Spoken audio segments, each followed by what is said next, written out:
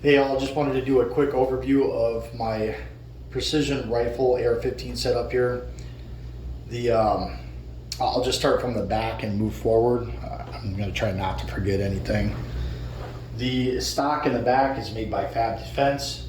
It does have QD mounts on both sides, and then actually it's got them towards the middle here in the back.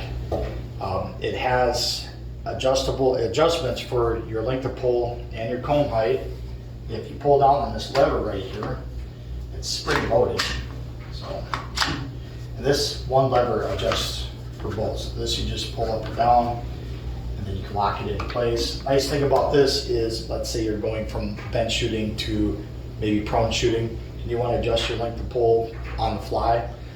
If you have it set up for, like, let's say prone shooting like that, and then you want to go to bench shooting, you want to do it quick, just put it on this, pops out, lock it back in place, and you can lock it in any place that you want on here and adjust. There's a tension wheel, thumb wheel at the bottom here, and you can adjust it to where when it springs out it stops wherever you want, and you just lock it back in place. Good for multiple shooters too.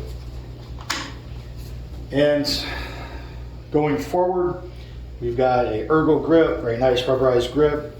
Got a 60-degree safety on it. And you've got, the lower itself is made by Stag Arms. If you've never heard of them, they make some great stuff. The trigger in it is a CMC 2.5 pound competition trigger. It feels lighter than 2.5 pounds because it does have a flat face on it. The trigger guard is oversized, so if you're wearing gloves, that makes it easier to get your glove finger in there.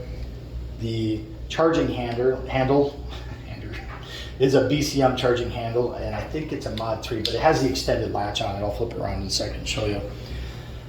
I don't remember who makes the bolt carrier group. I think it's Young Manufacturing, not 100%. There is no markings on it, but it is not a cheap bolt carrier group. I believe it, I can remember right, I spent at least a couple $100 on it. I've been through so many different bolt carrier groups. I have, like, most of them have markings on them, like my Sharps does and BCM does, but this one does not. And I think it's Young Manufacturing, but I cannot remember. Let me show you on this side here. So this is your charging handle for extended charging handle. It's BCM. The upper is also made by BCM. It's not something you can just slide the barrel into. Usually when you slide the barrel in, you use some like ball bearing Loctite, like the green stuff, to keep it in place nice and solid. These are actually thermal fit. So what you do is you use a heat gun, you heat up the front of the aluminum until the barrel will actually slide all the way back. And then when it cools off, it fits it perfectly. I mean, it's not going anywhere. And the scope on it is a Arkin Optics. I haven't even used it yet. I just mounted it to this rifle. It's Arkin Optics SH4 Gen 2. It's a 6-24. It's a mill setup. It's actually a very nice. I've got a couple of these. They're very nice. The tracking on them is superb. You can hear that. That's zero stopping it. It is illuminated. This one does have a bubble level on it, which is going to help at longer ranges. The mount for it is also made by Arkin Optics. It's their rigid one-piece mount. It's 34mm tube on this, so obviously 34mm mount. The front end here, we've got the hand guards made by Odinworks. It's got a pick rail going all the way across the top, and I put a pick rail at the very front here for a bipod. The barrel is made by Ballistic Advantage. It's an 18-inch SPR barrel. It has a full-length gas system on it. The gas block is Seekins Precision. It is an adjustable gas block. And I have an H2 buffer in it too, which is kind of what I set up to go with the gas block. Even though you can adjust the gas block, when I put a suppressor on it, just I don't know, just to make it as soft shooting as possible. With that and the gas where it's at right now, suppressed, it's nice. If you take the suppressor off, you can dial the gas block and adjust it to make it so it's soft shooting, but it's still gonna be reliable either way. So at the front here, I have a muzzle brake. It's a BG6 muzzle brake. Works great. It's brand new. I just put it on this build here. I originally had a flash hider on it. And I don't think that anything will need to be adjusted with this on here, but I am going to take it out today. I'm going to sight it in, and if I have a chance, I'll videotape some of the groups as I shoot them with some different ammo. If not, I'll take pictures. The range that I'm going to uses an electronic target, and I can easily just take photos of the target where I'm at, so it won't be on paper. Bipod on it right now is an Atlas bipod, and these bipods are awesome, but I use it on all my other rifles, so if I do get rid of this rifle, that will not come with it. I'm trying to think of anything else I'm forgetting. Oh yeah, the takedown pins are enhanced. Not that that really matters. They're just a little easier to grab on the sides. The parts kit that's in it has all advanced parts made by Strike Industries. So like your bolt release here.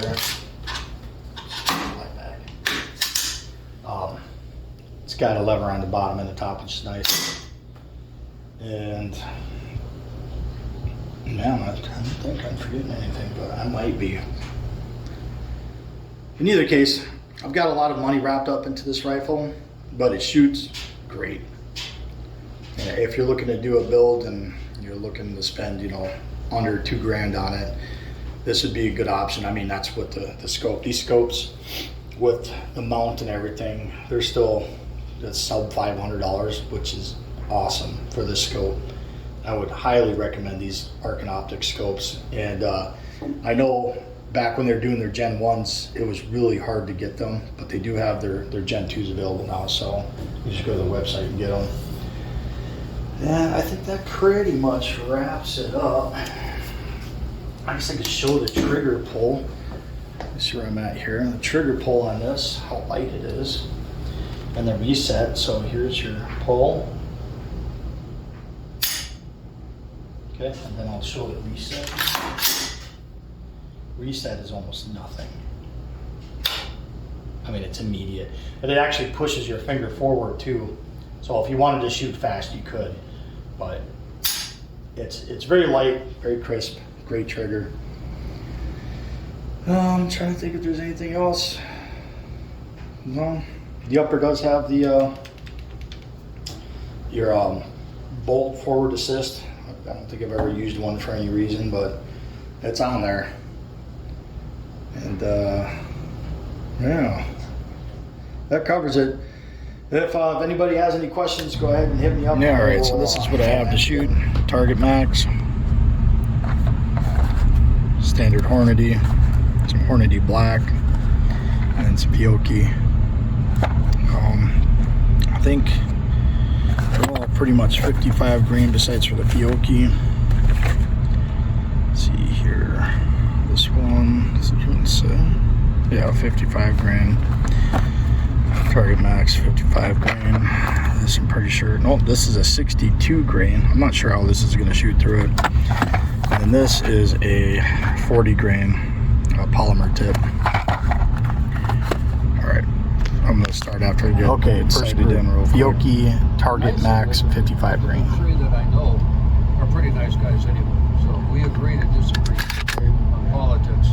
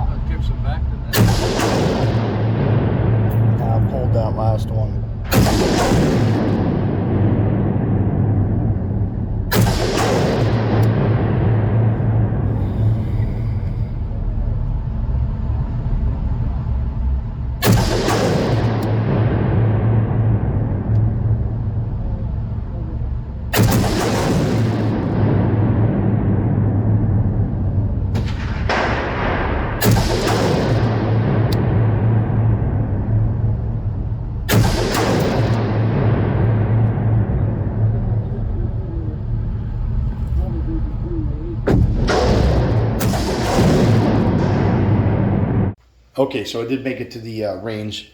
The indoor range that I'm at, the electronic targets that they have set up are actually 100 meters. So right now, the scope is sighted in at 100 meters with the 55 grain Fiocchi Target Max, which is actually the stuff that I started out with.